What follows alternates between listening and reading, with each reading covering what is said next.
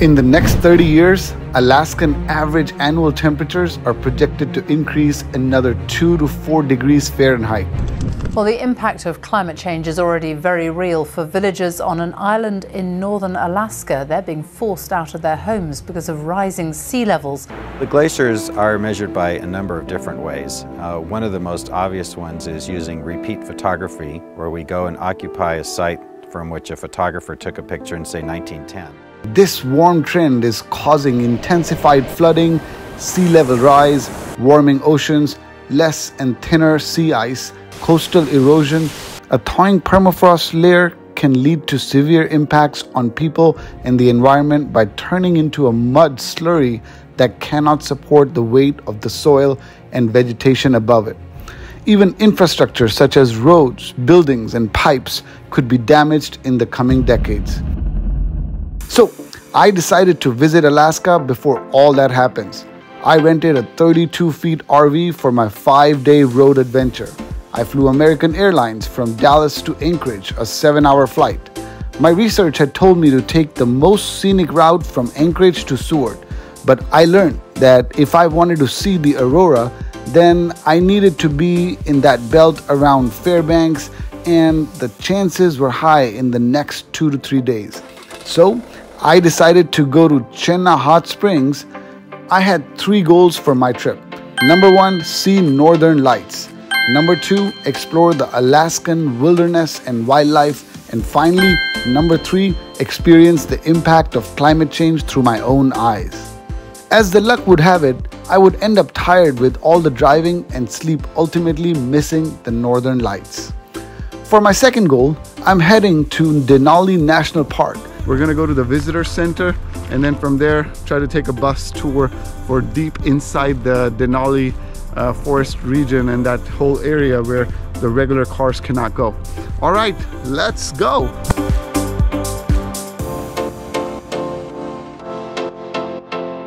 Oh, you can see we are driving towards Denali and look at the fog. Look at the clouds. We're passing through the clouds. It's really beautiful and majestic. I am loving it. Wow, what a great view.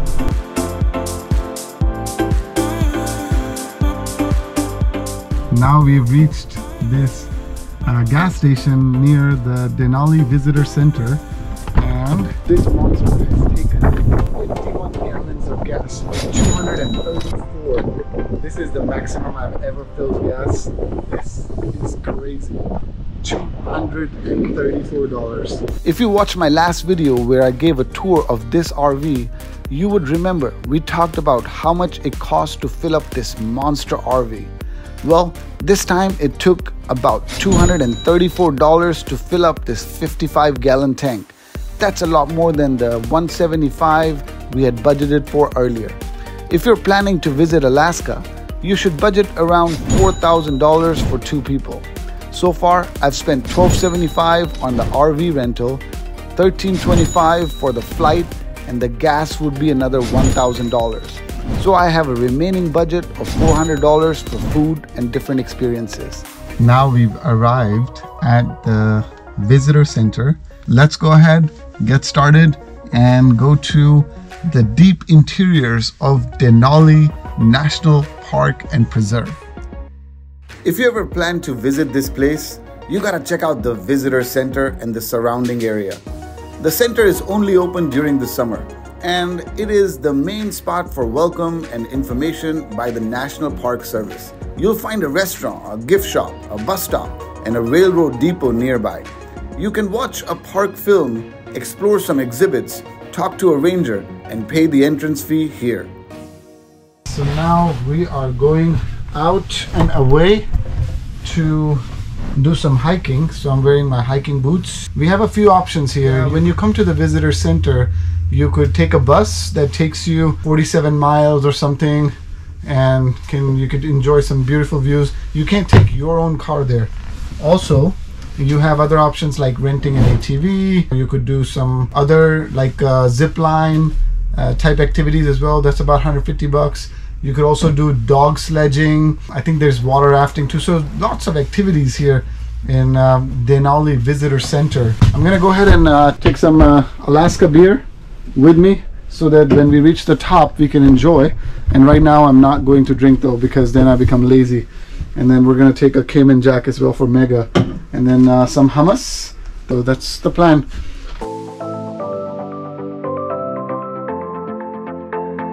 So we are on a Horseshoe Trail.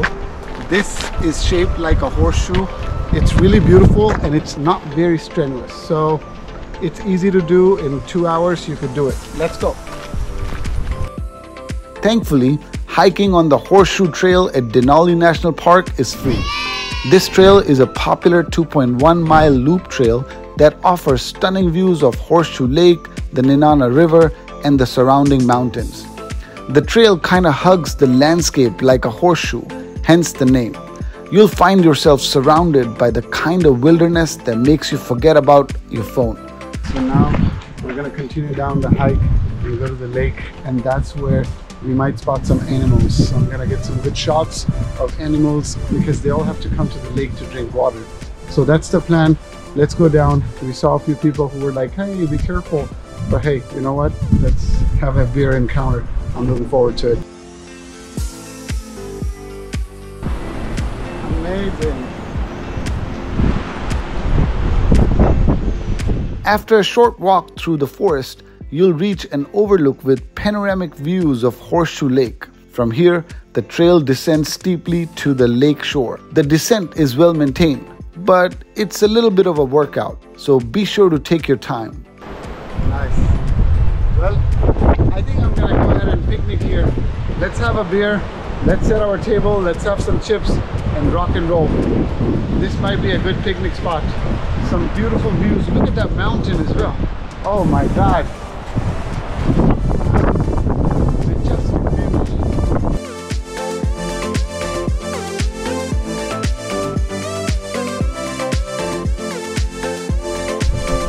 So this is a loop around the entire lake. We started from over there, and then there's the beaver dam, and then you just loop around and you come back to that same spot. Once you reach the lake, you can choose to hike in either direction around the loop. The west side of the loop is particularly scenic, as it hugs the shore of the lake along a very steep slope. We have come here at this beautiful place that you can see.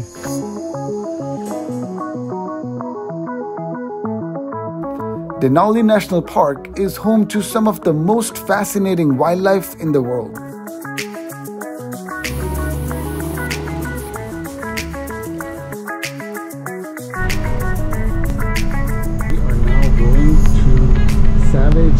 River, which is a really amazing place, and we're hoping to find some wildlife. You'll have a chance to witness powerful grizzly bears, powerful predators that sit at the top of the food chain, as well as wolves, caribou, moose, and Dall sheep. If you're lucky, you might even spot a fox, wolverine, or a lynx. And don't forget about the birds. There are over 160 species of birds living here, so keep your eyes peeled for golden eagles, ptarmigans, and gyrfalcons. It's a pretty amazing place to get up close and personal with some of the nature's wildest creatures. The main attraction of this national park is its highest mountain peak in all of North America, known as Mount McKinley prior to 2015, but renamed to its native name Denali, a step to reflect the heritage of Alaska natives. I am here at the Savage River. This is a beautiful view. Look at the wonderful river.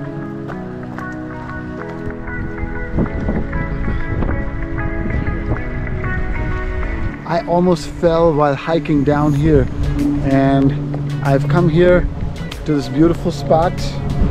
You can see the water, so nice and pretty. The 250-mile long river is an important part of the Denali National Park ecosystem. Located 15 miles inside the Denali National Park, Savage River is accessible by bus, or you can drive here in your private vehicle. We're here at the Savage River. We're gonna be here till 6:30. That's 10 more minutes, and then we're gonna head back. That is a really nice mountain you can climb. all the way up. That's a hike, and then you can bring your car here as well. So a lot of people have parked on that side of the road. We might do that as well ourselves. So as hikers, we don't leave anything behind, just the foot marks. That's a saying that a lot of the hikers just live by. It's an interesting one. Well, we could have come all the way here just in our RV as well. So the plan is we're gonna hike in Denali tonight, and then we are going to go to Anchorage and Seward. Savage River West. If you encounter a bear or wolf, do not run. Stand your ground, wave your arms and talk loudly if you run. A bear or wolf will chase you. If you encounter a moose and it charges you, run. A moose will only follow you until you have given it space. Nice. That's interesting. So it's different for a moose than a wolf and a bear. Okay, well, it's about time that we're gonna get back to the bus, and then we're gonna head back.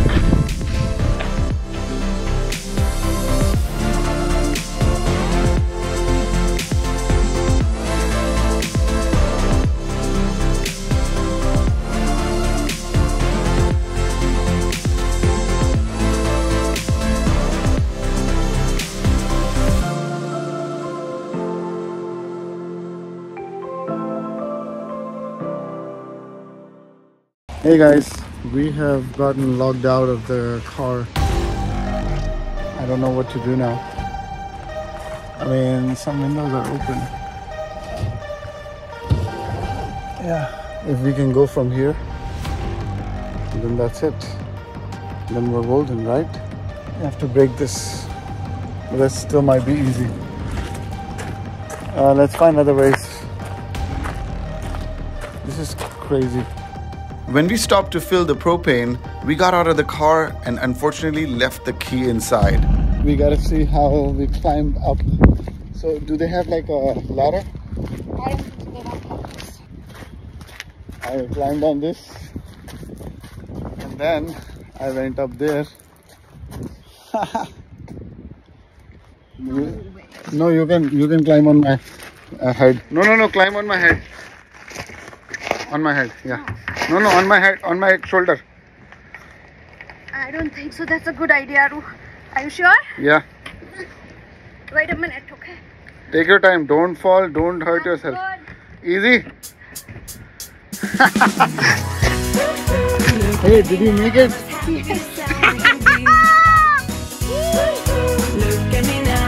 That's it. See, that's how we roll.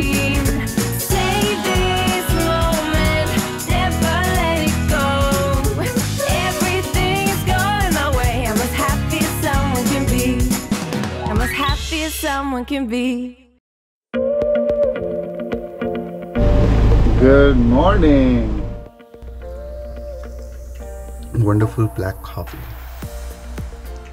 It's just regular Starbucks instant coffee with hot water that I heated up in the microwave because we have the entire kitchen. That's a huge benefit of getting a motorhome, an RV, because you take your home wherever you go. It just takes away all of that stress that comes with checking into a hotel, getting ready, packing up, going to another place. I mean, I know some people may like it, but for me, this type of vacation is very different and it gives me another level of relaxation. I'm having a wonderful experience in this RV for 5 days in Alaska, the last frontier. All right, let's go ahead and do the dog sledging experience. This is great because Alaska without these dogs is not functioning when it's raining. So let's get started. What a beautiful sight. Such a nice mountain. Denali. These green buses we traveled yesterday, and these are the ones that'll take you around in the area to Savage River and also to the other Riley Creek. that's where it says kennel. Kennel's where these are. So the place we're going is the dog demo. Welcome to the historic park kennels. Savage River Loop that we went yesterday. Horseshoe Lake Trail that we actually hiked yesterday.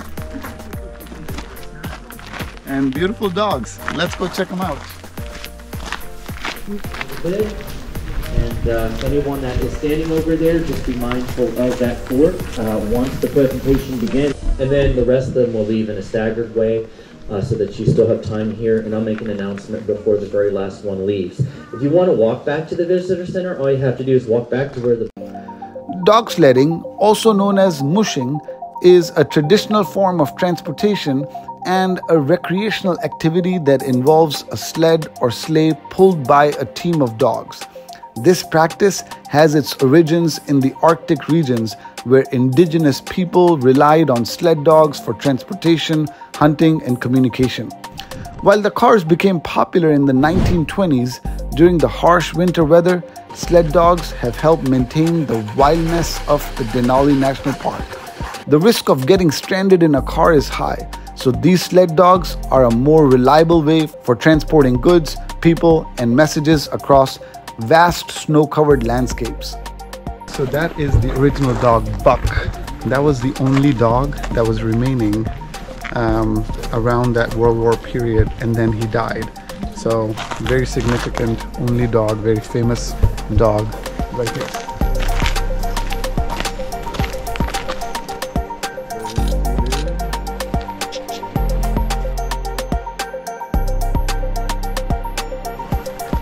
Yeah, well, so this was the only dog that was remaining. His name is Buck, and then he died, and then the new program started, the kennel program, to ensure that whenever you're traveling through the wilderness, you're not really affecting the area. So if you go through plains, then it affects the environment. If you go through even cars, they can break down, and then you could be stranded. So that's why sledge dogs are the best way to travel around and monitor the entire wilderness area. All right, well, next stop, let's go to the bus and then we'll decide where to head to.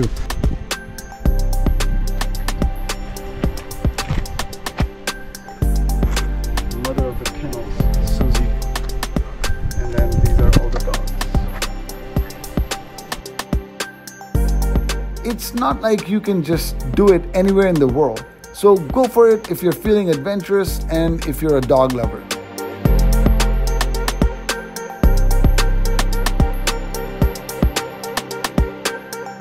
So after we finished this unique experience, it was time to have our lunch in the RV and then drive down to Beluga Point to camp for the night.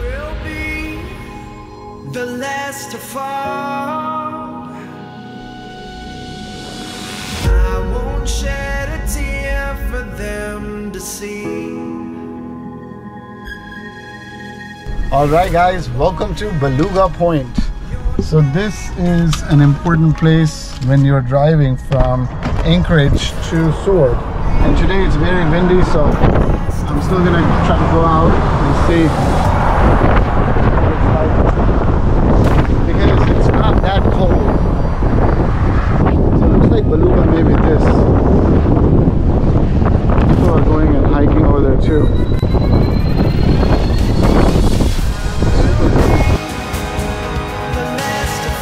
Okay, let's go to the exit glacier now in Seward.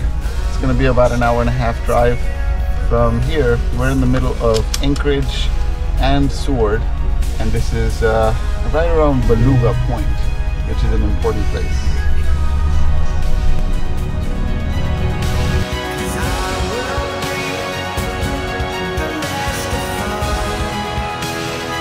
So we have now stopped at a really amazing point, and this is a beautiful view of the glacier. This is a very, very beautiful picture spot that you would see in a lot of different videos. So let's go check it out. Look at this.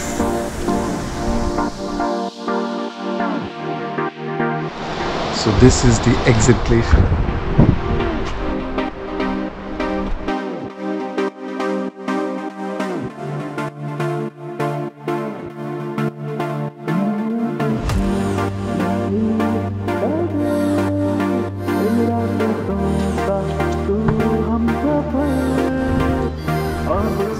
have reached the exit glacier now. From here we're going to be hiking to this really amazing viewing spot. So let's get started.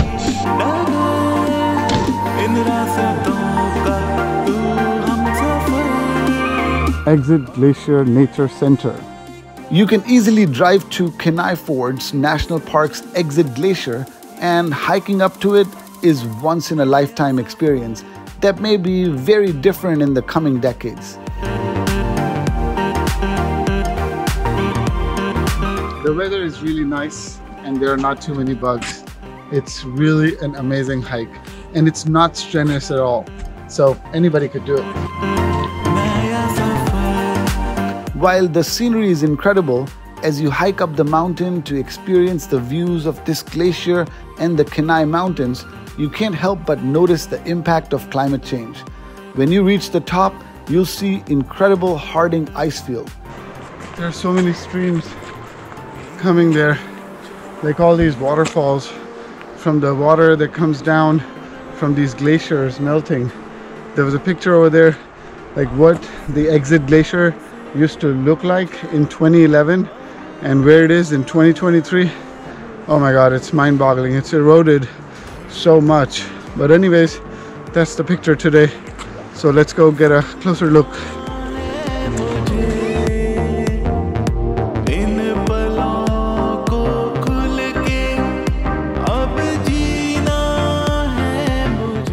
Look at that view.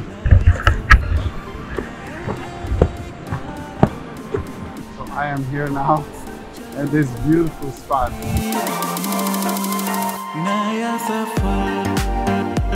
This is the Exit Glacier, and the interesting fact about this Exit Glacier is that today where we're walking, you see 2010.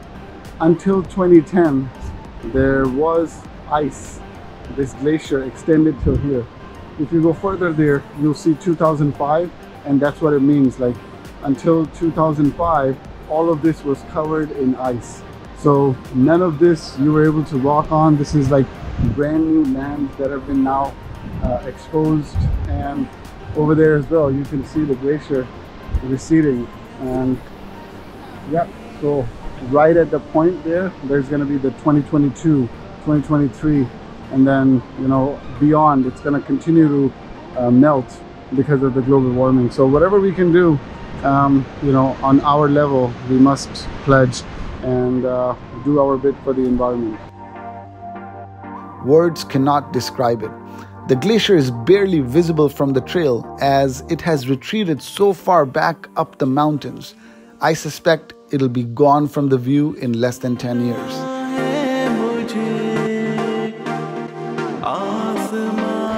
And you can see here 2005, so up to this point, this glacier extended. This was 2005. So today we're walking on this that was all covered for thousands of years, covered in the glacial ice. Wow. We're very lucky, but also unlucky. Lucky because we have access to this really amazing pristine land that's been preserved for thousands of years, but also unlucky because we are walking that fine line and disturbing this balance, the ecological balance that's existed for millennia. So it is what it is. Obviously all of us need to do our part, and I think together this is nothing that we can't solve. You know, we've solved many problems, and this is going to be another one that we'll be able to solve in the coming years if we continue to take steps, and if we continue to build that community that's creating new ways and innovative ideas of producing energy and getting off the fossil fuels and many other things that we can do. This is a living laboratory. How is it a living laboratory? Well, because of exactly what I said earlier. Look at this. That I was saying, 2007, 97, 61, 1951, 1926, 1917, 1914, 1815, 1815, that little ice age maximum. Oh my god. So this, all of it was Exit Glacier. And then This picture was taken in 2005. This is the point that we were in just now. It's crazy. Wow. Mind-boggling. Look at the surroundings. This all used to be glacier. Everything. All of it. Wow. Now we have finished our exit glacier hike, and this was a great experience. It was an easy hike. We loved it. There's the Kenai National Park. That's the overall national park in which we have this exit glacier, one of the most famous points here if anyone comes to Seward, and overall in Alaska as well. While I was checking out the visitor center, I saw some displays that showed how fast the glacier has been melting over the years. It's alarming to think that from early 1900s to 2023, the glacier has shrunk so much that it may cease to exist soon. And with that, as we end our incredible journey, I'm sure that I want to do my part in protecting our planet.